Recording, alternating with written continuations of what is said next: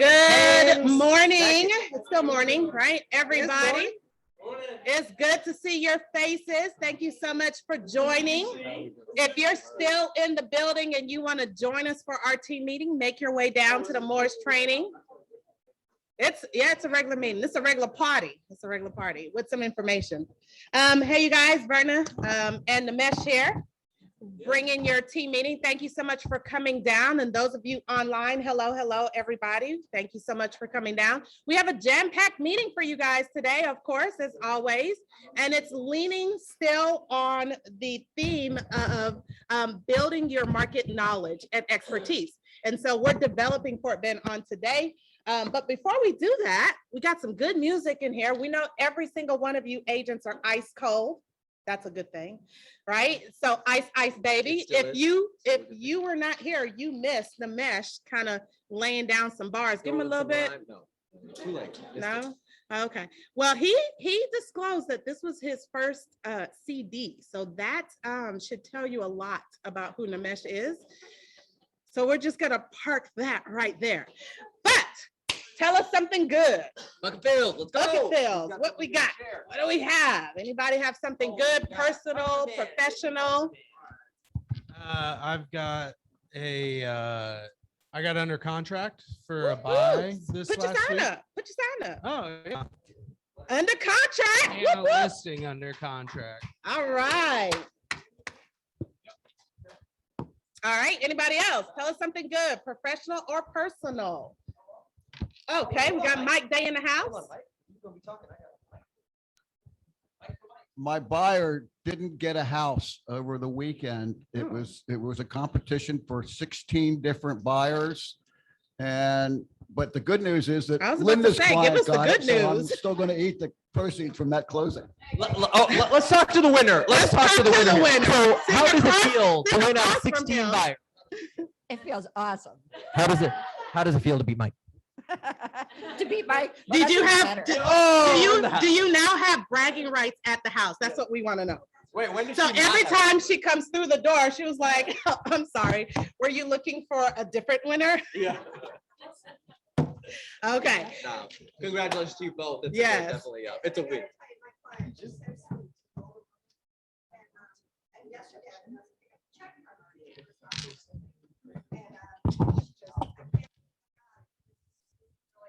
This is really such a God thing.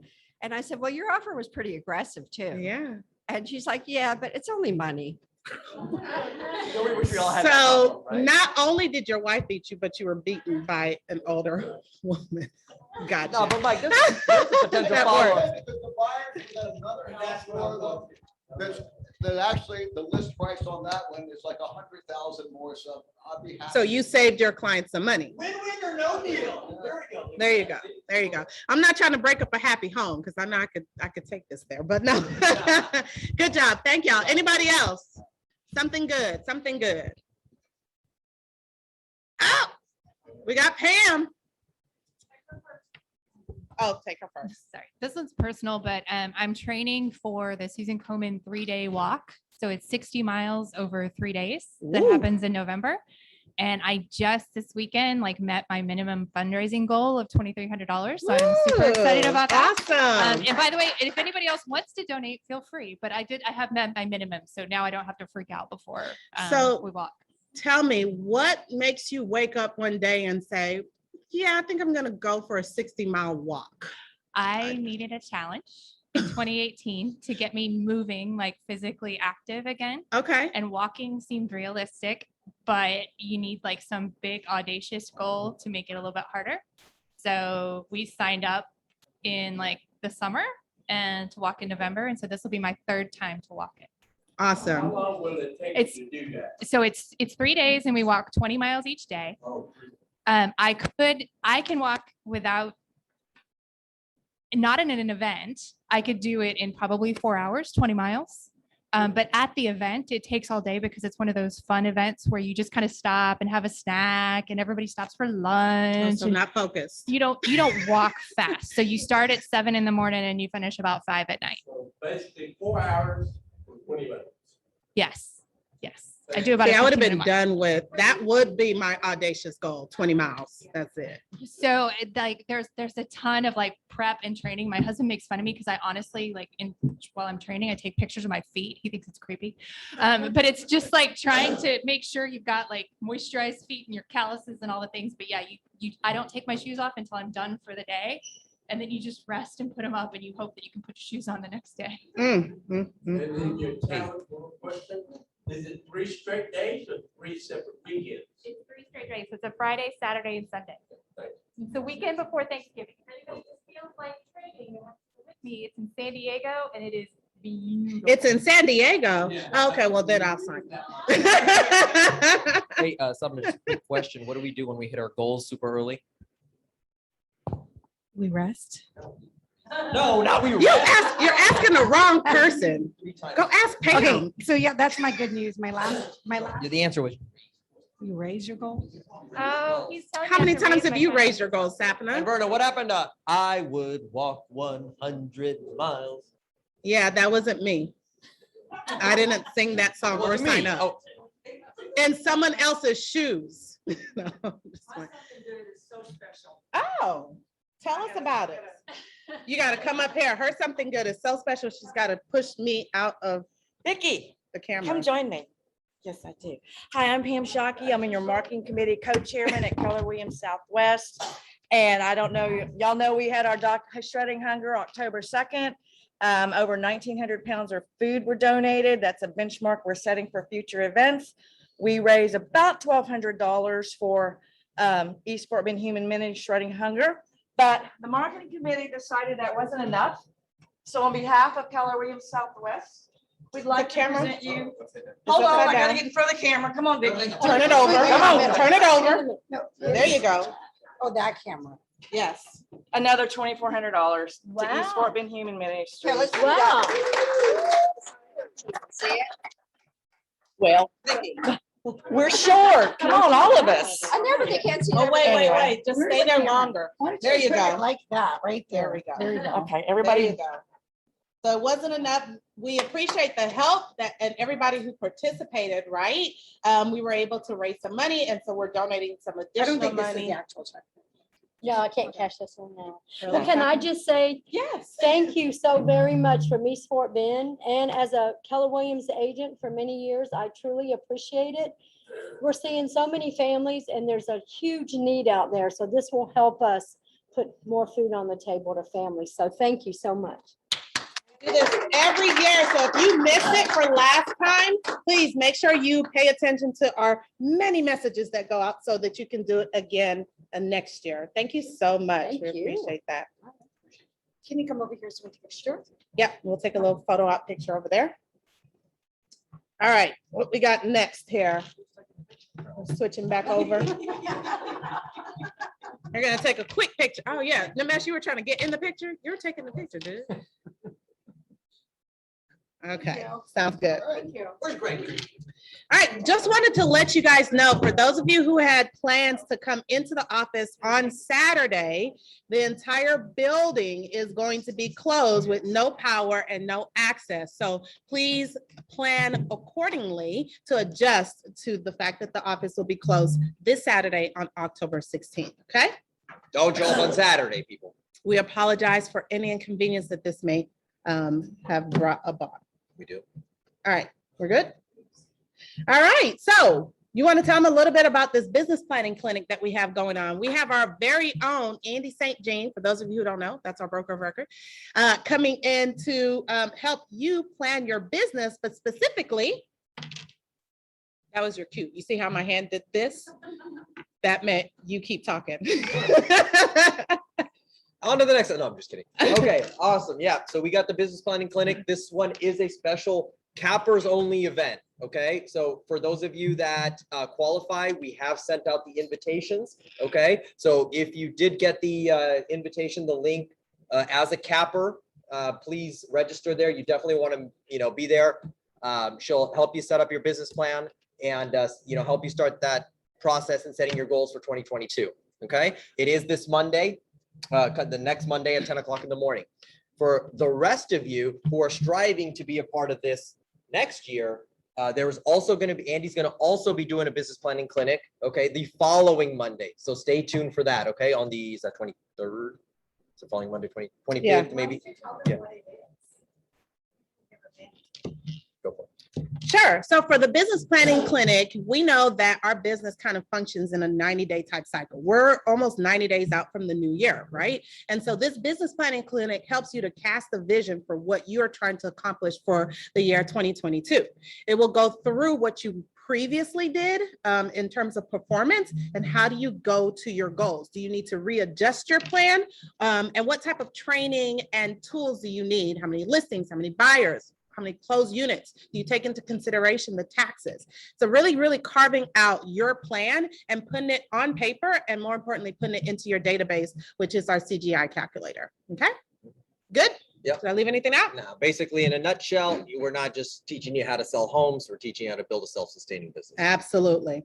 So speaking of teaching you to build a self-sustaining business, we do have the part 2 series coming from our ALC lead generation strategies to build your business. We know that last time we had 3 other panelists up here and they talked, I think it was about open houses, they did events and some other thing, I think social media. No, it wasn't social media. So this time we have Kathy Stubbs, we have Sharon Parker and Sapna all coming up to share their strategies on how they lead generating with one of their top tools. So I think for Kathy, she's doing open houses. For Sharon, she's doing farming your neighborhood, right? And then for Sapna, she's doing local events. So they rock their business with these lead gen strategies and they want to share it with you. Please take advantage of the tools and the resources that you have in our office to leverage you to get to your goals. All good? So that's happening October 19th, right here from 1 to 2 o'clock p.m. We have some of them in this building. Hey, Sharon. How you Can I ask you doing? a stupid question? I know, but can I not acknowledge you right now because you are on the screen? No, I knew you were here. I knew you were here. Did you say you want to say something? Oh, I wanted to ask you a stupid question. No, I don't have time for that. No, I'm just fine. Go ahead. What is lead generation? Oh, great. We're going there. So lead gen are the things that you do to actually generate leads and leads that are looking to actually do business with you in the next 30, 60, or 90 days. Those are the ones we focus on and put more of our attention because they're the motivated, right? So these are just strategies to find your business. If you have no leads, you have no business. You're just basically employed by yourself. So tell yourself to do something. All right, thank you. Okay, moving on. That was good? That was good. Okay, all right. Next, first Yeah. step to Bold. Some of you guys have already signed up for Bold. We're excited that you signed up. Some of you are still thinking and considering it, right? However, we encourage everybody to come to First Step because it's 1, free. 2, you get to taste and kind of try out Bold, right? But 3, we also would love, are we a family here at Keller Williams? Would y'all say that? Yeah, so we support family, correct? Okay, well, people have already raised their hand to increase their business. And so we would love for our family to come out and support them as they get started with the First Step of Bold. So First Step of Bold is occurring on October 21st. That's next Thursday, right? Next Thursday at the Gallery Furniture in the Richmond area. And it's only going from 9:30 to 12:30. 9:30 to noon. 9:30 to noon, and we will have breakfast. So come out and support. So I want y'all to do something in effort of that support. Y'all with me? We'll go to the next slide. Including people online. Please take out your phone, hold them up. Next. Mm-mm. Nope. Hold them up, hold them up, hold them up. I know y'all got phones. This is what you do, your business phone. Find the camera on your phone and please pull it up. And do not turn it to selfie. Look, we are supporting family. You will do as I tell. No, I'm just playing. All right. Now, point it at the screen. Now, Norman, next slide. I got Oh, the you got the clicker. I got the clicker. Yeah, you might want to do it. Now, please sign up for First Step. Thursday, 9:30. Come support your family. Even if you're not sure if you're participating for the whole thing, come support those who've raised their hands to say they will. Get a little something. It will not be a waste of your time. You will get some strategies, several strategies that first day that will help your business, okay? Including some lead generation strategies and lead gen opportunities that first day. So even if that's your time for lead genning, you have not replaced it. Y'all good? Oh, thank y'all so much for supporting the fam. Don't forget, it's at Gallery Furniture on Grand Parkway. Yep, see any one of us if you need specific details. Y'all good? Thank y'all. All right, trunk or treat. Here is the lead gen strategy. Not only are we doing things for the kiddos, we love the kiddos, but this is an opportunity for you to, make some more noise in your neighborhood by showing them some activities and events that you have to support the community. This is trunk or treat. It's happening Saturday, October 23rd from 6 to 8 p.m. You see these flyers all over, and several of you have already received your branded flyer. So what we're needing for today, where's Claire? Oh, right there. Is if you still have not signed up for having a trunk, can you please raise your hand and we'll get something to you. And then if you're online, just put in the chat box that you want to sign up for a trunk and we'll get that sign up sheet to you. I think we're pushing nearly 40 trunks already, right? And our goal is to hit at least 60. Okay, we want to make it a pretty big event. The last time we did this pre-pandemic, we had 800 show. We definitely want to beat that. Okay, our goal is to have at least 1,000 show up that day. So let's do it. Let's put on a good show. It's a great way for you guys to market and get your people here as your event. Okay, we did something pretty cool last Friday, right? What was that? This thing where we Oh, right? yes. We showed you how multiple ways how you could promote the event as your event and how to utilize our systems to push it out there. Okay. If you did miss it, we actually have a marketing your business class this evening at 6 o'clock and again tomorrow morning at 9:30, where this month's class of marketing your business is going to focus again on how to get this out there, how to promote Trunk or Treat as your event. All right. So if you want to be in, come see us this evening at 6, either online or in person. And again, tomorrow morning at 9:30, if that works for you. Again, take advantage of the resources and the tools that you have, because if your business is not succeeding, that falls on you. Okay. All right. So, did I miss anything for that? You're good? Okay, cool. Oh, here's our cool. example. Did y'all see our mascot last time? That was pretty cute, right? So here's an example. If you're just trying to think and envision, what does this look like? This is somebody's trunk, and I think might have been a winner one time before, but they decorated the trunk. The little kiddos come through, they get some candy, and they keep it moving. So we'll have food, we'll have DJ. Is there more? Yeah, there we go. We'll have a DJ, so some music, so entertainment. We'll have some of our vendors out there doing some things as well. But these are the trunks, and there you see it. Very simple. All good? All right. Did she send you anything? No. Nope. We're good. Moving on. We don't want to be productive. Productivity coach. Marketing. Anybody here in marketing have something to say? Nope. Nope. Moving on. I think we covered it. All right. I You did have my piece. anything? I did my piece. Let's go. Moving Let's on. keep rolling. All right. So our guest today, like I said in the very beginning, you might have missed it. We're continuing this theme of how do we build our market knowledge? If we are going to be the realtors of choice, then we have to be expert in the things that we do. That includes understanding the product that we push out, right? So Chad comes up here several times and he tells you about what does our market look like from a residential perspective, right? Last week, we brought in some builders. So from a new construction perspective, we brought in one of the biggest developers in our, I guess, in our State. little area. Well, yeah, state, true. And they talked about some construction that's coming up. So this week, we just want to look at Fort Bend in general, right? How is it developing and what needs to be on your radar so you can speak intelligently and with some information to your clients. And so we have with us Rochelle, and she is joining us via Zoom to explain a little bit. She is the marketing, let me get your full title. Hold on, Rochelle. I can let you introduce yourself in a second. Do you see her? Yeah, let's pin her to it. Yeah, and we can pin her to the top. Rochelle, can you say something so we make sure we have you? Hi there, everyone. Thank you for having me. There it is. So we're going to find you real quick so we can pin you to the top of the screen. I'll give us a quick second. And we will let her kind of take, there we go. Hi. Hi there. Thank you so much for having me. I'm sorry, I was a little bit late. I don't know how I didn't get, I had a delay on my email or something. I just got the link. So thank you for including me. And I'm going to share my screen, Verna, if you're ready for me. Yeah, tell us a little bit of who you are and what you do as you're getting that prepped.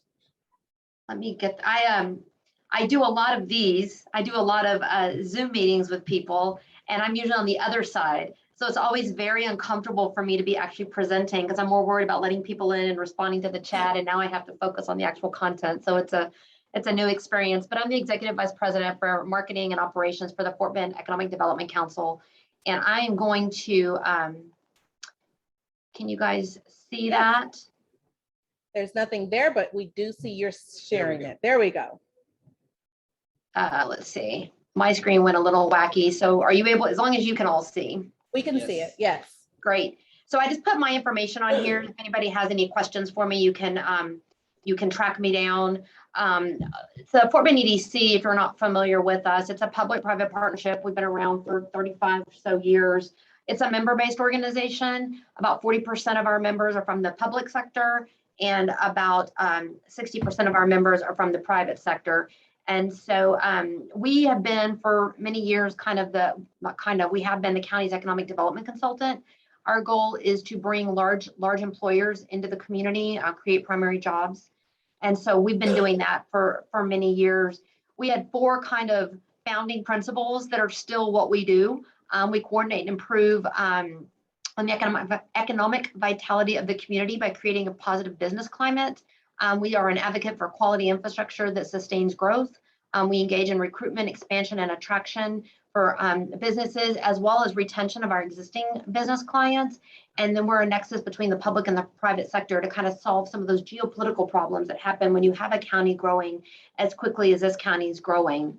And this is just our team. If you ever need any of us, you can use my information. I can connect you with all of these folks.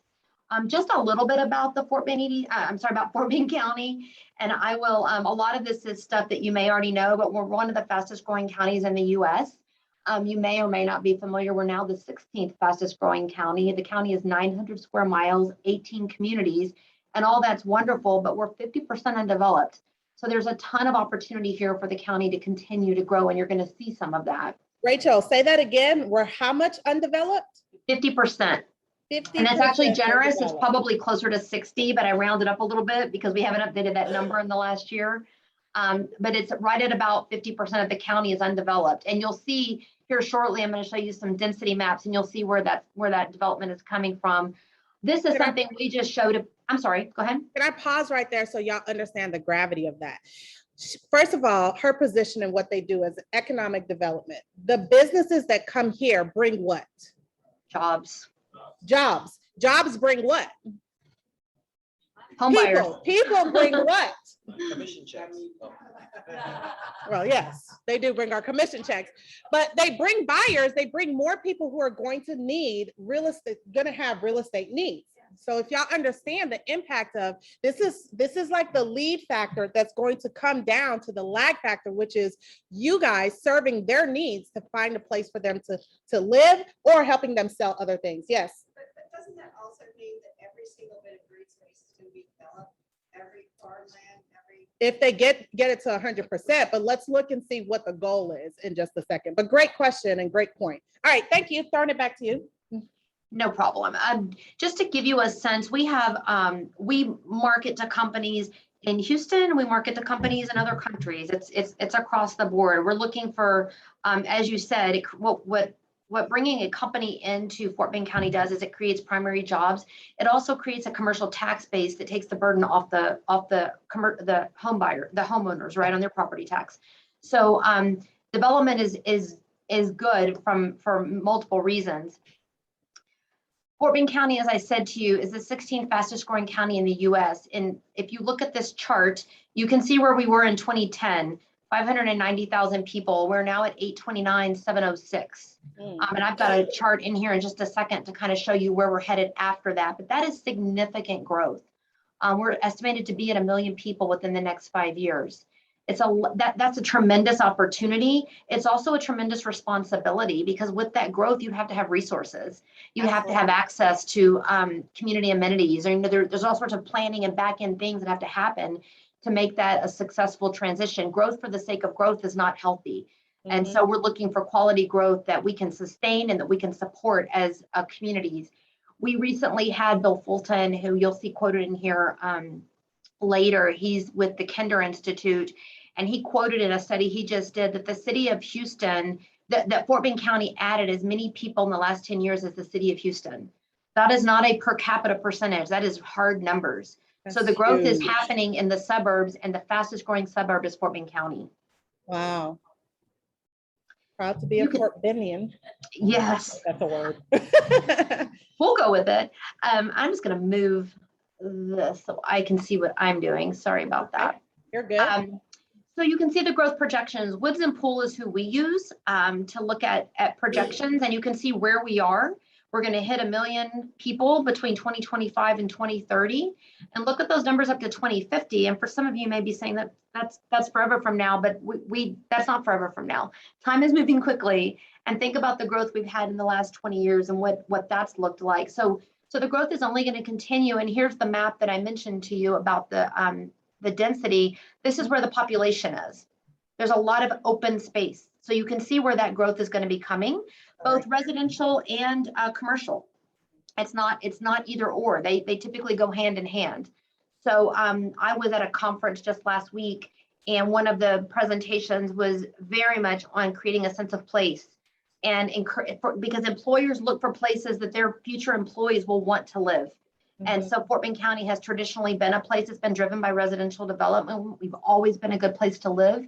And as we continue to grow and move forward, we have to make sure we continue to do that.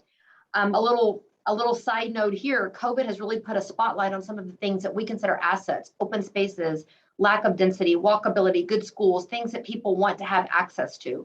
So as they're looking at being in really tight spaces versus being in maybe more open spaces, it gives us a pretty significant advantage. The commercial development has followed the residential development.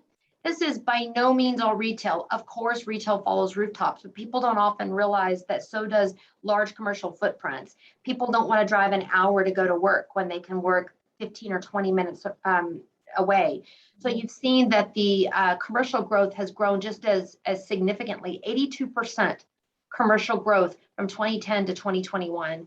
That is significant. And as I said, 50% of that growth, or 50% of the county is yet to develop. So there's additional opportunities for growth, obviously, both on the residential and the commercial side. The development that you're going to see is on the west side of the county. What you're going to be seeing more on the east side of the county from a commercial side is redevelopment. Doing something with some of these buildings and facilities that need to be redeveloped for new use or reuse, adaptive reuse. So we had a question or a statement in the audience referring to how much of the land do we actually want to develop to make sure that we're sustainable and that we're taking care of the land without having a building or a structure on every single part of the land. So that's a part of the planning that has to go into this. And the big part of that, people don't think about it because it's a super unsexy topic, but we do a lot of work with drainage. And to have quality drainage, you can't have all concrete, right? And so you need some of that natural drainage. And so that's part of the process the county has to go through when they consider if they're going to support or incentivize a project, the permitting and how much drainage that has to be done to offset the development. That all goes into the planning and the approval of the plats and all that sort of thing.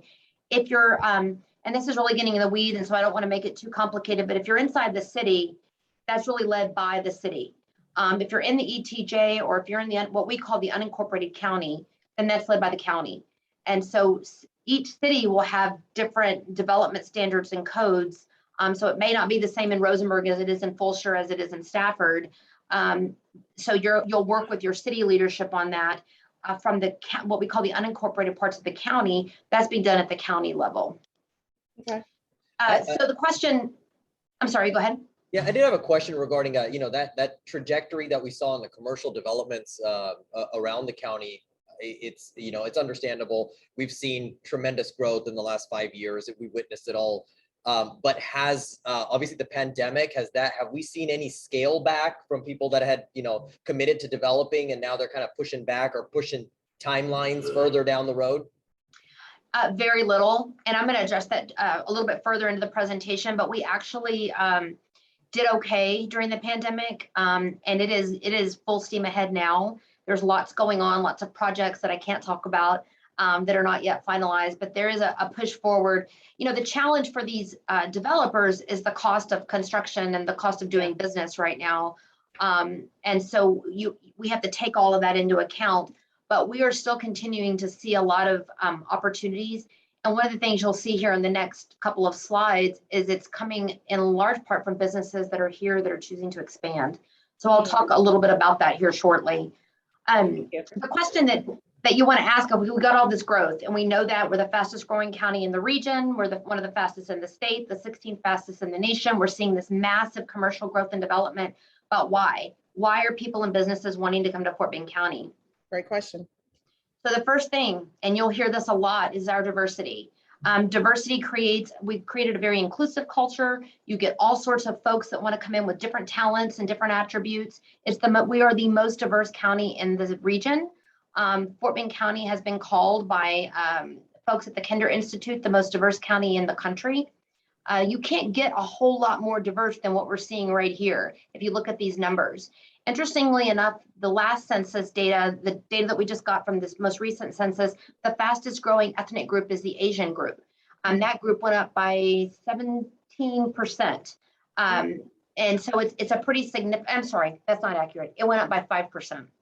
A very quick, fast growing demographic group in the county. We are, as I said, one of the most diverse as we look at what the growth has looked like. So the census does a study, and again, I don't want to bore you with the details, but they do a big study every 10 years when they do their census. But every year they do the American Community Survey kind of does an estimate of updates. And so you're able to watch that growth. Now they're estimates, they're not actually census responses, but you're able to see what the growth looks like. And if you look at how we're growing and you look at how the diversity is growing, we're growing in diversity as well as in number. So that's a very positive thing. If you look at Texas, Texas is 17% foreign born, and Fort Bend County is almost 29%, which is significant. Bill Fulton, who I talked about just a second ago, he's the director of research for at the Kinder Institute. He said Fort Bend County is one of America's great demographic success stories. And when you talk to companies, that is one of the questions they ask you is, what does that look like? It affects your workforce, it affects your quality of life, just a variety of factors. We had one participant said it makes for great restaurants. And great restaurants. And that is very important to some of us.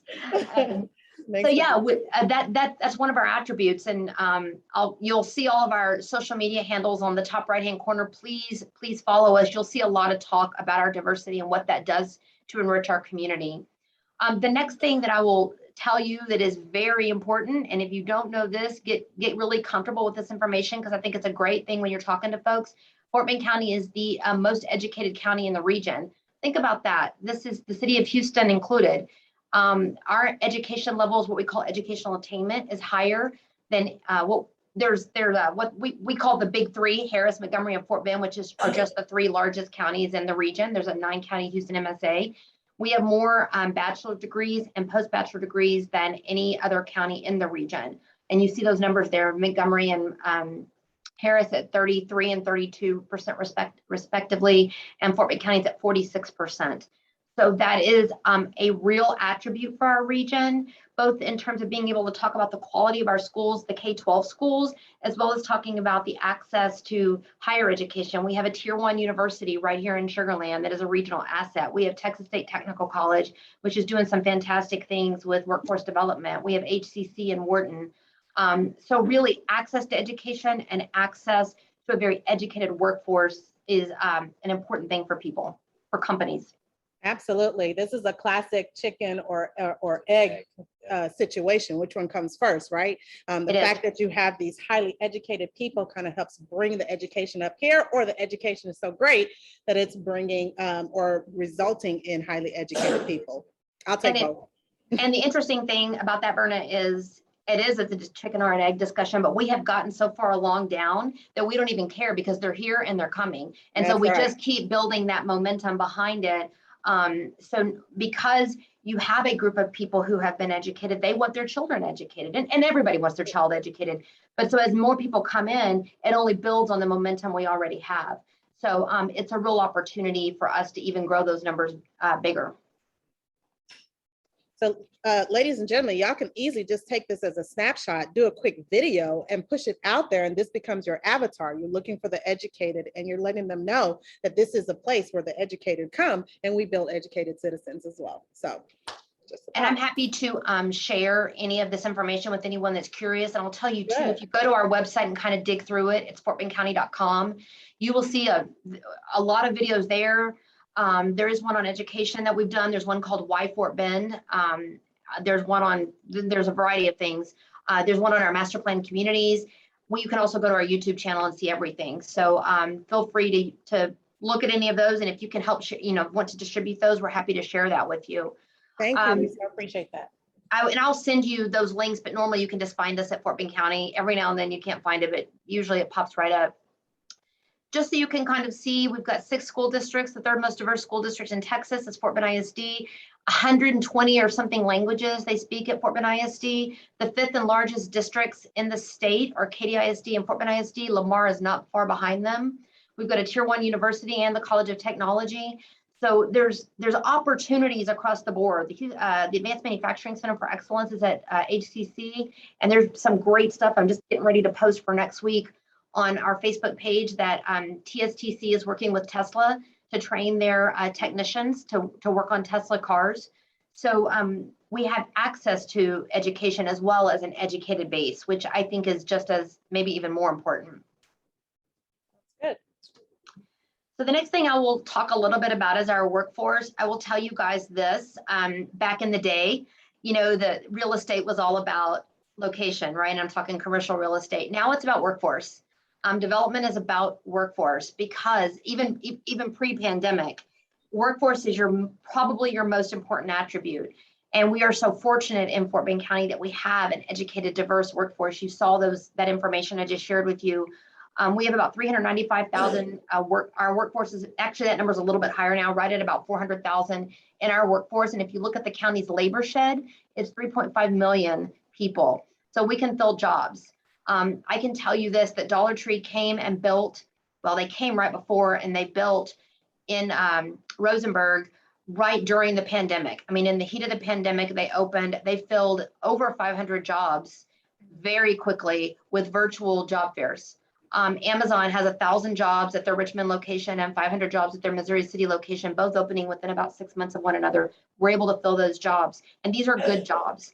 So it's important to have that access to labor, and that's what the brokers will ask us when they call is what is your labor opportunities in this particular region. The other thing that I think is super important, and we're starting to work even more on this, as the needs of the workforce are constantly changing and the needs of the companies are constantly changing, we need to match those skills up with needs. So we need to be able to upskill, and we need to have access to upskill opportunities. So we're working with our universities, our colleges, and with Workforce Solutions to find opportunities to match companies and workers and make sure that we keep our labor pool deep and diverse and very employable from the get-go.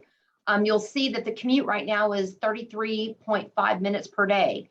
So that tells us, although they could be living in Fulshear and working in Stafford, and maybe that takes them 33 minutes, but we do know that a lot of our workers are driving into Houston. And so one of the challenges we have as we continue to grow this this county and prepare for and provide for the growth that's coming is we need to create some job centers here. And so that's one of the things that we as an organization are working on. Some things to consider, agents, is partnering with or creating an alliance with these local colleges and universities and Workforce Solutions as someone who will help them continue to promote staffing and creating and finding jobs for people within our community. So that's another thing that you can do out there to help you, one, lead generate, but also be a service to our community. Yeah, we're really fortunate to have so many universities and colleges here, opportunities for research. The College of Technology will, if all goes according to plan, one day will be fully housed in Sugar Land. So, you know, that university is only going to grow. They have tons of land and opportunities. So we're lucky in that regard. Absolutely. The next thing I'll say, and I won't spend too much time on this because I know you guys are interested on the residential side, but one of our, probably the after workforce, our biggest attribute is our access to markets and the infrastructure that's been put in place to ensure that access to markets. And that continues to be a very significant factor. When you look at Fort Bend County and we talk about this growth, and I talk about making sure that we're doing the things we need to grow, a lot of that is about the very boring topic of roads and bridges and drainage and things like that. They may not be always the most interesting, but it is really what has set us apart in the past. We're centrally located. It's easy to get to markets in Austin and San Antonio, as well as Houston and Dallas. We can have goods coming in and out of the Port of Freeport, going straight up Highway 36, which is going through an expansion mode right now. We'll eventually connect over at 290. You can go around Houston to get up to those markets in the central part of the United States. So we are very strategically located to be able to have access to goods, access to markets, and a customer base that our employers are looking for. From the residential side, looking at the West Park Toll, the Fort Bend Tollway, 99 Grand Parkway, of course, Interstate 69, I-10, all those things give us access to job centers like the medical center, the energy corridor, uptown. And I know you know all that, but just reminding folks how quickly they can get from Sienna Plantation to the medical center is a big deal. And you'll, if you look at other communities, they market that really, really well. And so we continue to try to make sure we're sharing that information with folks. Here's another map that I think is very powerful. It mirrors where we saw the density, right? It's the same thing with available land. So if you have 50% of your community still to develop, then you obviously have some land available, and we do. We have land available adjacent to major highways, which is critical. One of the great things about something like a Dollar Tree, if you're not familiar with where Dollar Tree is, I think it's Doris Road and 69, don't quote me on that, but it's out that direction, heading out of Rosenberg. When Dollar Tree came and decided on that site and worked their arrangement out, that was not in the city of Rosenberg at the time. It was in what we call the extraterritorial jurisdiction, or the ETJ. Rosenberg eventually annexed that property. But having property available that's on the highway is a game changer for a lot of folks that need to be able to get to markets. The great thing about what happened in Rosenberg is everything between where Rosenberg city limits had been and the other side of Dollar Tree now has utilities. So they have access to water and sewer, and Rosenberg spent a significant amount of money to put that in. And that land is now much, much more likely to develop because it has access to those immediate, how quick can you get to market? And if you've got to put in water and sewer on a piece of land, it slows down the ability to get to market quickly, which is a detriment to development. So very fortunate to have so much of that going on. We need more of that. We also have a lot of large tracts of land owned by single landowners. So when you're trying to cobble together several tracts with several different landowners, it's much more complicated for the buyer than if you have a single landowner that owns a large tract of land or multiple tracts. And so that also helps with development. And then we have deed restricted business parks with access to roads and toll roads, rail and toll roads, and shovel-ready sites. In the commercial side, we talk a lot about shovel-ready sites because folks want to get to market as quick as they can. They want to be able to come in and start building and not have to do kind of that preliminary work. So the business parks have been a real benefit to us being able to have that available.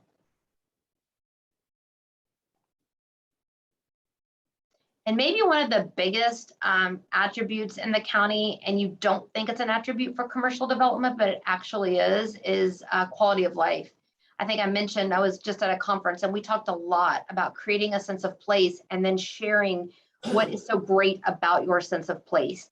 And so you're going to see, we've done a lot of this because Fort Bend County has always been had a very strong reputation for being a great place to live.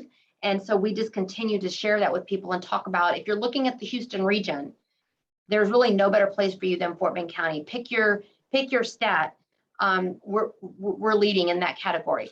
So if you look at this, our home ownership is 183,000, our median household income 101. I know you know a lot of this stuff. Strongest purchasing power, most diverse, highest educated, richest county in Texas. The average home price is 335,000 to 334. Award-winning master plan communities, mixed use centers. Our innovation index is one of the highest in the region. It is the highest in the region, which is interesting. Open spaces, lots of green space. If you look at our master plan communities, the homes that are being built these days have lots of walkability, lots of common attraction space, things that people are looking for. Rochelle, can you spend a little time talking about the innovation index? What is that? Tell us a little bit more. It's a variety of factors. So it's not a particular number, but you look at education, you look at cost of living, you look at cost of labor, you look at all these different factors, and they put it into some kind of algorithm that no one can particularly understand and say, you are highly, in our case, highly indexed for innovation. You have all those capabilities and all that potential. It doesn't mean you're doing the most with innovation, but it means that you have the capability and the capacity for that. And innovation, which is a whole different conversation, is something we're working on with the county. My organization is a consultant for the county. We are not part of the county. So we're working with the county right now to create some opportunities for innovation that I think could be super exciting. But we definitely have the capacity to innovate and to build that kind of ecosystem that we need here. Thank you. So to answer one of the questions that we had earlier, the commercial activity has remained robust. You see on the right-hand side some of the largest employers in the county, and I just picked a few. We have several large employers, and during COVID, we stayed steady. We had quite a few new projects, and we had quite a few expansions, and it didn't hurt us. We didn't grow at maybe the rate we would have liked to. But considering where we were as a community, it actually, or as a world really, it actually was very, very steady. The GDP for Fort Bend County in 2020 was almost $25 billion. 14,000 total residential permits in 2020 valued at $3 billion, 15,000 business establishments. We have even before COVID, but even when you look at COVID, in particular, this became very critical where we're seeing a lot of growth in supply chain, manufacturing, clean energy, logistics, warehousing and distribution, all that's kind of in the supply chain realm. Folks are, you're going to see more and more of the e-commerce component and the distribution that goes along with that. That combined with the supply chain issues has made the supply chain elements that move product around even more important. So you go back to that slide that I gave you or talked through the infrastructure in the county and how that's an attribute for us. This is exactly why, because people can get to markets in a pretty efficient manner. If you look on our website, the industries that we target, and we're going to be going through a target market study here in the next couple of years, next 18 months or so. We look at food and beverage manufacturing, advanced manufacturing, logistics and supply chain, research and development, and corporate office. Those are the areas where we put a lot of emphasis on recruitment. And just to give you a sense of some of the things that are coming up, if you haven't seen the Amazon facility in Richmond, this is half of it. This is a picture we took when we were relaunching our website, and this is just half of the facility. It's massive.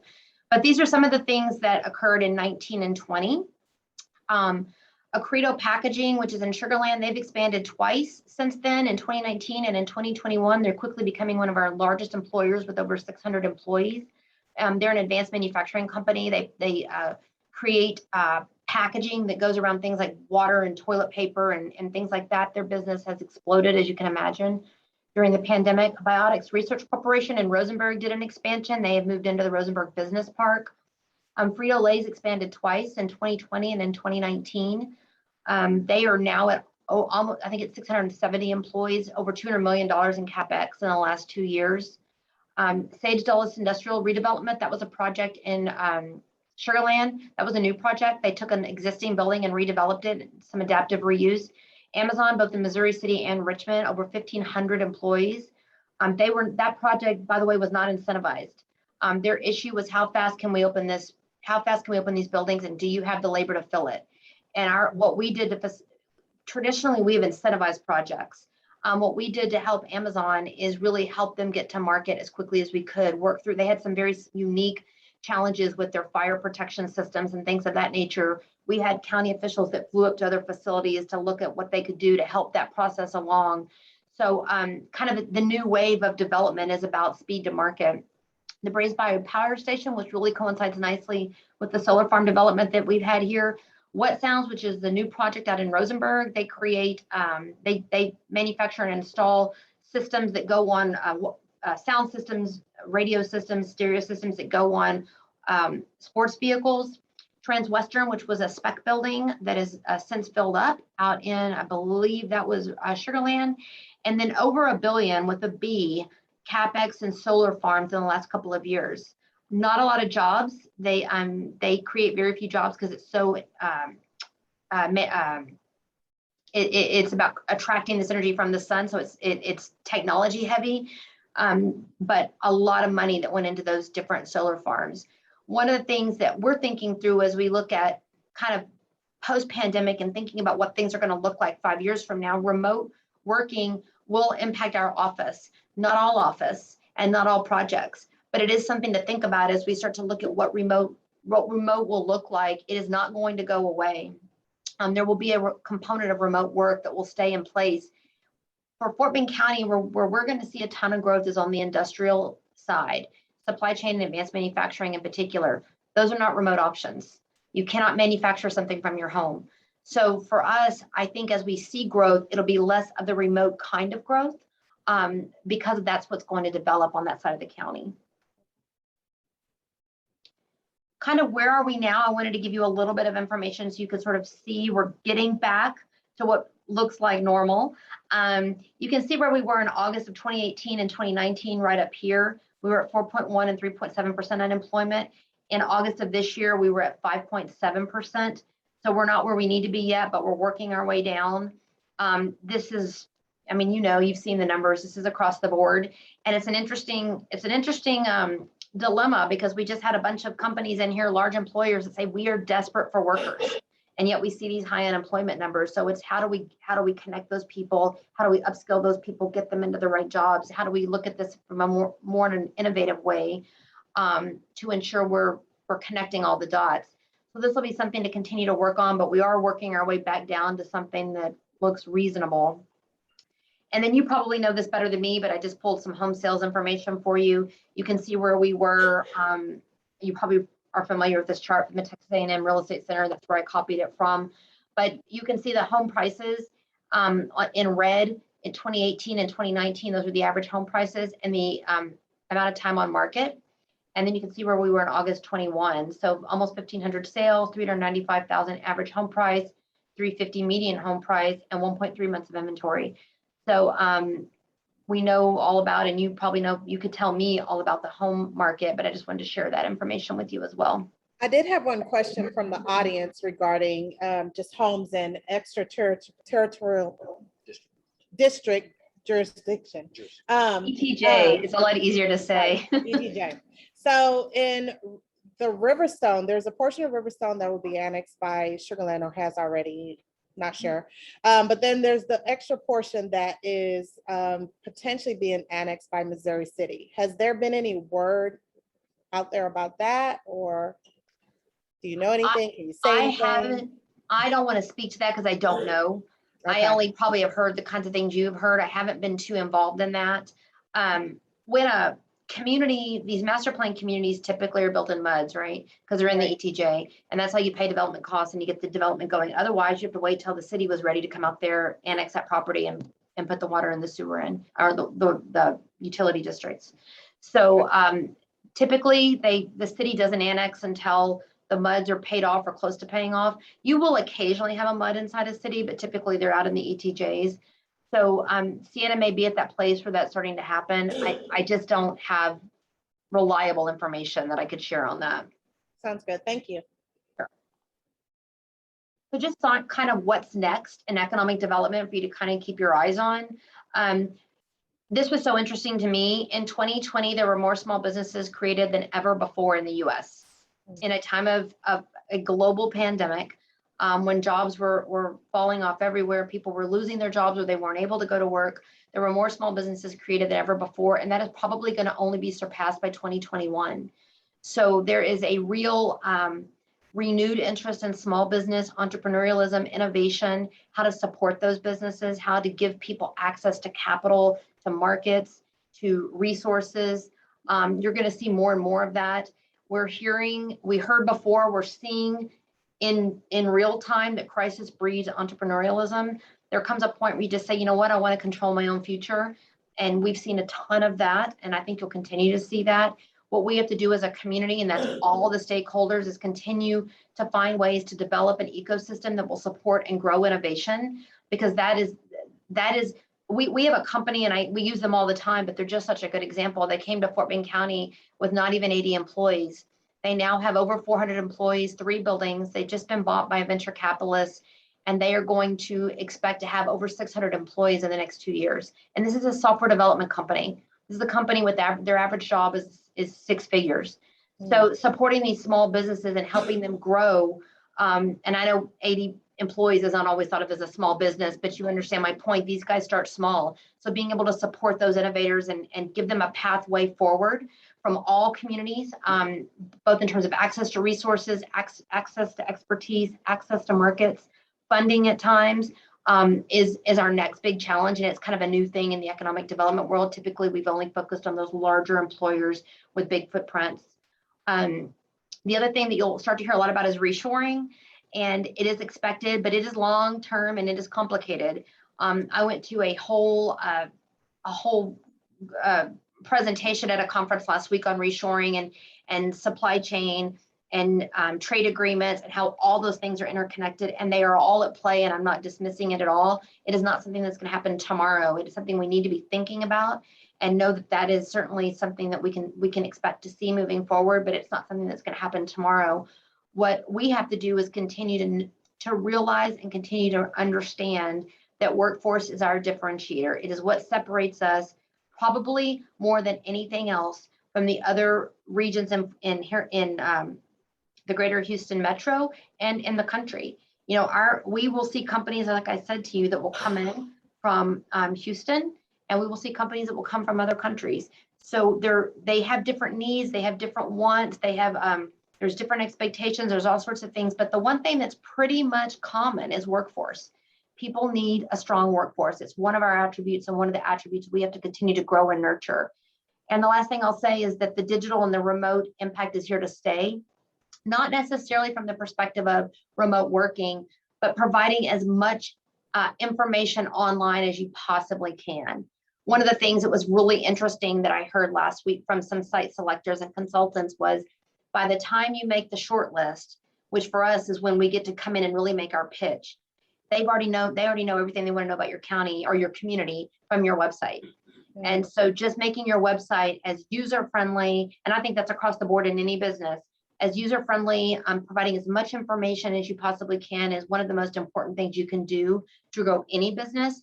And any resources or information that we have on our site that we can help you with, you're absolutely welcome to use and link to and anything else. So that's what I have. I'm going to stop sharing. We try to promote a lot of these things and updates as they come up on our social media platforms. And so if you haven't and have not yet liked us on LinkedIn, Facebook, Twitter, YouTube, Instagram, any and all of the above, please do, because you'll see project announcements and you'll see kind of all these stats that I just threw out. We have a lot of shares and retweets and all that stuff from residential agents and brokers, because they want to share that story of diversity of education, quality of life, and all that kind of thing too. So I encourage you to follow us on those platforms if you're not doing that now. Where can we find those platforms? Can we go to your website and then find them kind of listed there? Okay, can you share the website again? It's fortbendcounty.com. And if you go on Facebook or any of that other stuff, I think LinkedIn is the only one where it's not Fort Bend County. I think LinkedIn is Fort Bend County EDC. But everything else is fortbendcounty.com. Fort Bend County is our handle, and you can certainly find it from our website. Sounds good. Thank you so much for that information. Did y'all find that valuable? Great, great. Hopefully you can use that information this week to go out there and start making a difference in educating our market. And know and remember what I heard, workforce is the key to all of this. And we're dealing with individual families that are serving as part of that workforce. So come from contribution, get them connected to the resources that they need, and let Rochelle know if you need anything. All right. Well, thank you so much. We appreciate you for doing that. We're going to keep things moving on, and I'll connect with you a little later. I appreciate it. Absolutely. Thank you all. Have a great rest of your week. Thank you. All right. So, okay, yeah, we'll take that. We'll take that. Absolutely. I know that was a lot of information, but hopefully it was very helpful information and very valuable that you can use. We're going to go ahead and move on to our business, allied business partners. Go ahead, Yu-Yi. Come on, patent title, Melissa. Okay, and Dale. And they'll share just a little bit, then we'll move on to our lunch sponsors, and then we'll get you guys out of here. Thank you for your patience. Hi, guys. Oh, am I going first? I always just like jump in. So I gave you guys a gratitude worksheet. We're going into the holidays and with Thanksgiving coming. I just thought it'd be a good idea for you to write down what you're grateful for, and just get a different perspective, because sometimes we don't think about things until we are faced with trying to, oh, you want one? Okay, I'll give you one. Oh, Sharon, and you too, Meredith. Okay. On the back, it says, after completing the worksheet, take the next step and apply what you've learned about being grateful, and write a letter to someone you care about. I'm going to give you 48 hours. I'm going to randomly reach out to someone and see if they've completed this, and we will give you another giveaway or do something like that for you guys. So real quick. So like Rachel was talking about solar panels. Rochelle was talking about solar panels. I read an article about don't let the lack of knowledge lose your deal. So how solar panels affect the transaction. Well, paid off panels, if there's solar panels that are fully paid off, they're treated the same way as any other fixture in paragraph 2 of the contract. But if they're financed, the solar company has likely placed a lien on the property. Paragraph 9B4 of the TREC contract makes it clear that all existing liens must either be satisfied by the seller at closing or assumed by the buyer. The solar panel company might also have its own requirements that must be satisfied if the home or panels are sold. So encourage your sellers early in the process to review the contract they signed, or contact the solar panel company, preferably before it's listed, right? So sellers and listing agents would need to calculate the cost of satisfying the solar panel lien and estimate that into the proceeds, okay? And if the panels are leased, there's a form that must be used, but the form that the buyers and sellers, you must negotiate. And again, the solar companies may have additional requirements to the buyers to satisfy the lease if the lease can be assumed. And the assumption of the lease could cause issues with the buyer obtaining third-party financing. Couple other things, and he's going to talk about it possibly. Couple other things, we lost Battle of the Charities. I'm so sorry, I miscalculated. We lost because of loofahs. We didn't have enough, but we're coming back next year strong. Okay. Absolutely. Yeah, we It had a was fun. wonderful time in a great charity, and the charities won either way. Yeah, they won either way, and it was exciting to see all you guys, and I love you guys so much. My really quick fun fact. Yes, really quick. Yes. In New York, you must disclose if the house is haunted. It's a case called the Ghostbusters, and so should consult a professional to see if you will be haunted by a lien, or whether you have to disclose that on the contract. So you got thank extra you. guests that are not welcomed. Yes. All right, Yu-Yi, real quick. Okay, so last time, a few weeks ago, I mentioned the natural gas, it was under $5. Today is over, it's at $6.37 for natural gas. BBT. Wow. Yeah, MTU, okay. So natural gas, it went up crazy. Electricity is following, okay. So tomorrow the electricity price is going up, okay? If you have client, anybody move in, better get the deal done today. Not in the low price, okay? So most people switch from other company to me, usually I can save like 15%, okay? So it's a good time for them to kind of review their electricity bills, and because the costs are going to be going up for electricity and Tomorrow. natural gas tomorrow. So this is a good trigger event for you to call into your database and talk to them and see if you can get them in front to save them some money. Keep adding value. Okay, thanks. Awesome. Real quick. Good Bill? morning, good morning, everyone.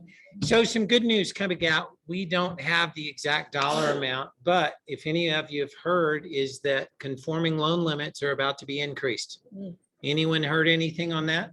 I did. Okay, yes. How much, Dan? I kept the printout. Okay, got it. Quite significant. Huge. $75,000 more. That means that a conforming loan limit now will go up to potentially $625,000 here, probably statewide. You could put as little down as 5%, get a conforming loan, and be in a $625,000 loan with as little as about $35,000 to $40,000 down. That's huge. The increase is about 14%. It's kind of in correlation with some of the increases that we've seen in housing prices. There's a direct correlation there. So we'll get the word out probably sometime in November, but keep that in mind. Now, as the prices go up, so does the buying power of potential buyers. We're here to help out. Thank you so much. And we'll see you soon. You got a bingo night coming up, huh? When does that go? That is supposed to go active January 1st is the talk. Okay. So we have talked about bingo. I talked to Barbara. We have thought we were going to do it maybe the week before Halloween. Okay. It's been a busy week talking to Johnson Development. Some of the builders are going to help us with prizes. We've looked at November the 3rd. It is a Wednesday evening for bingo night. If you haven't been a part of it, it is an incredible opportunity to come in, have a lot of fun. There's no talk about work. We just play bingo. There's prizes for the agents. She's getting ready. She's getting Yeah. ready. Absolutely. Absolutely. Probably 2 or 3 times. Right. But it's a fun night that we'll put on. We'll have some beverages. We'll have some sponsors bring in some food for you all to be able to do. We do have a class coming up. We had a Facebook class a couple of weeks ago. Another class now on death and divorce and how it relates to real estate. It's a lot of great information that's going to be put on. It's on the 20th. It is 1 hour of CE free to you. We AMCAP are going to pick up the cost of that. So we'd love to have you guys. We're going to post that out so you can RSVP, if you will, so that we have enough information to be able to hand out.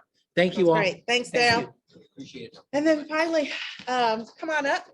Our sponsors for lunch today is Sam's Cleaning and Hauling. We have, and Sunbelt Inspections. Got you. We have Tui? Teal. Teal. Come on up. All right. And no Naomi. Okay. All right. Tell us a little bit about your company, what you do, and thank you so much for lunch. No problem. I appreciate being here. Oh, is there a microphone? Or It is. Don't worry. Okay, all right. It's on. Hey, I'm Teal with Sam's Cleaning and Hauling. We do all kinds of cleaning for real estate agents. We do window cleaning. We do house cleaning. Our main thing is hauling away junk, and we do the move in, move out cleanings. So if your client is moving in or moving out, we scrub down the whole house, top to bottom, clean the oven, clean the windows, baseboards. So that's our main focus: move in, move out cleaning, junk hauling, and window cleaning. We started in 2010. I took a franchise in Sugar Land in 2011. Everyone seems kind of sleepy. We've been here an hour or so. So I have this quiz for housekeeping. So we're in cleaning, right? So raise your hand. We know the answers. This is a 70s, 80s trivia quiz. All right. And if you win, you don't have to raise your name. Just blurt out the answer. I got 4 mugs back there. You can take a mug for the 3 winners. Samsung mug right there. Okay, so the first question is, what was the name of the housekeeper in the Brady Bunch? Alice. Oh, whoever was there for okay. And Oh, last time. I Too didn't know bad you were- people online, y'all should have been here because we can't see if you're raising your hand or watching answering TV in the anyways. 70s. All Yep. right. All right. So the next one, the What is 80s. that one? That one Hold was on. Alice. Who said that? Yeah, that was Alice from the Brady Bunch. Okay, All right. next question. You're watching TV in the 80s. Who was the housekeeper on Who's the Boss? Oh, Yes. Tony Vaselli, you know what? Right. She got $2. She got $2 so far. Y'all You can better sell get the on car. it. All right, She got the whole set. all right. Oh, she might get the answer before I even ask this one. Okay. And if you were watching 90s TV, who was the butler in the Fresh Prince of Bel-Air? Jeffrey. Oh, someone over here. I don't know. Can you sing the song? No. Jeffrey. All right, so those are. Okay, was that it? No, You got one more. we have one more. No, that was it. That was it for the questions. Okay, yes. So we have a special going on right now for house cleaning. If you need a new housekeeper or you know someone, it's 6 bi-weekly services at $79.99 for 3 hours of cleaning. So it mainly covers your kitchen and the bathroom. So that's what we'll do. It's a contract, 6 weekly cleanings. So every 2 weeks, they'll come and get you taken care of. That will probably last for the rest of the year. 2 services in October, 2 in November, and 2 in December. Oh, yes, we have a special going on. If someone needs a housekeeper, for instance, your housekeeper is gone, you need another housekeeper. She will come and clean your house for 3 hours, which is mainly the kitchens and bathrooms. And that is $79.95 plus tax for 6 cleanings, like every 2 weeks. And for a regular move out, if people ask for about 3-bedroom, 2,000 square foot home, it's about $320 for move in, move out cleaning, which is getting it ready, make ready cleaning. ready. Yeah, cleaning all the windows, bathrooms, inside the kitchen cabinets. Theo, you had a question over there? Okay, Or was it answered? He answered it. okay. And the last type of cleaning is the deep cleaning, where you haven't cleaned in a while, like a month or so, you need a deep cleaning. It costs about $200, $210 for like a 2,000 square foot, 3-bedroom home. Clean your oven. So mainly, people get behind, right? So those are our main cleanings. Yes, and everything is contactless. I mean, well, our cleaner goes there, but I haven't figured out how to clean your remote toilet, clean your toilet remotely. We're working on that, but yes, so those are our specials, and yeah, you can just get a free quote. You can text me. You can text me right now. I'll send you a link, but you want to text me, it's 713-298-3330. But everything's covered. You don't have to be at the house. We take payments by credit cards. Mike, Yeah. what's your service territory? I do Southwest, but we also do Southeast. So we cover almost everything south of I-10. So we have an office, the main location in Clear Lake, and I have a franchise in Sugar Land. So yeah, but we get to Katy also. you. Yes. Sounds great. Thank y'all. If y'all have any additional questions, see him. You guys will stay here for a little bit. Yeah, we'll be here. Yeah, we're here to answer questions and pass out this guy. Yeah, I'll be here. Okay, sounds great. All right, appreciate it. Thank you. Okay. You're standing in for. I'm standing in for Naomi, who's right here. Oh, So I'm okay, Chris. there. Hey, I'm Chris with Sunbelt Home Inspections. It's great to be back at Keller Williams. It's great to see some familiar faces. We got the real estate ninja, Dan Goon, in the house. So glad to be back here. So we understand that the home inspection can be a really tricky, really difficult road for realtors. And we know our base of referrals comes from realtors all the time. So we want to be a partner with you. We understand that your clients are really, really delicate. You've worked really hard to get those clients. You've worked really hard to go show these homes. And we want to be a part of the process that works for you guys. And we do that by several different ways. One, we're a true one-stop shop. We handle everything that you can need in one phone call, from water wells to septic to mold to swimming pools to termites. We do everything in one phone call. We do same-day reporting, and we want to have next-day availability. So if a client of yours calls us today, y'all are in one of these crazy 3-day option periods and you really need this report back quickly, we want to have the inspection scheduled the next day, and we want to have you that report the next day as well. We want to make it as quickly as y'all can so y'all can start the negotiation process. We know that's extremely helpful to you guys. Along with that, sellers aren't paying for warranties like they used to. That $500 bump that they were given to pay for home warranties aren't there. Every inspection we do, we give a 90-day home warranty with it that even covers underground piping and termites and mold. It's a great, great warranty process. A lot of people aren't getting it, so we're helping them out for that first 90 days with that free warranty. We do foundation elevation drawings on every one of our inspections too. It's extremely important to really know how well that foundation is holding up. And I can hand your client a piece of paper that shows them a little bit of science and shows them how level their foundation is and really free up their mind and have them more confident in that situation. And last but not least, the table talk at the kitchen is the most important thing your inspector can do.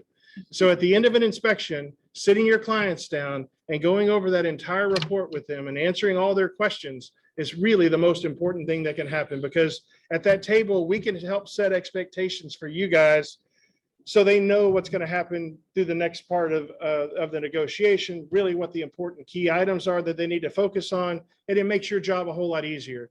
If after an inspection, your clients are coming back to you going, hey, Bob, what do I need to do about this air conditioning unit? What's this mean? Your inspector didn't do his job. And we really want those clients there at the end. We really want to help set those expectations for you and move those processes along. We also do new inspections. We do all 3 phases of new construction. We do commercial. We handle truly everything that you guys can need, from a 4-story townhome in the Heights to a 100 or 200 acre ranch. We do all of those. Gonna say they offer free MC classes, CE classes on the Zoom. Chris is awesome. What attracted me about them is they have insurance coverage. If your client, for some reason, is not satisfied with the inspection, they'll pay for it. They pay for another inspector at the same price, or let them pick. That if something should happen, let's say to a garage door check, they check the bounce back of the garage door, they're insured where they go ahead and fix that. So there's a lot of little things that these folks do that I really, really like. The new home thing, they jump right on it. The 3 phases, I like what they do. They're one of my inspectors that's on my list. So I feel that from the Zoom class, the side note, that there are certain requirements about the septic tank and where you should place that. And Chris brought that up about if you help your client buy a land to build something on, where there's different requirements about putting septics on in Fort Bend, Montgomery County, Harris County. I didn't know that. So I'm saying, get with a partner that can educate you to make you look good in front of your client. And this the inspector company has been one of them. So We appreciate yes. that. Thank Thank you, Dan. you Thank so you very much. much. Yeah, thank you very much. All And right. like he was saying about CE classes, he was bragging on me. He's probably been in every one of them. If you go to our website at Sunbelt Inspections, at the top right corner, there's a tab that says continuing education, and it shows you all of the classes that I teach. I teach 13 CE classes. They're all free. You can do them from home while you're doing your dishes, whatever you want to do. But it's a smart realtor, an educated realtor is the best. So, educate yourself, and we'll be happy to help you out with that. All right, so he'll be staying here behind too if you Yeah. have any additional For sure. questions. And we're gonna Thank you very wrap much. up this meeting. Thank you guys so much for hanging in there. You can go ahead and just fill your way into the lunch. If you have any questions, if there's anything we could do to support you, just let us know. See y'all later. See you guys.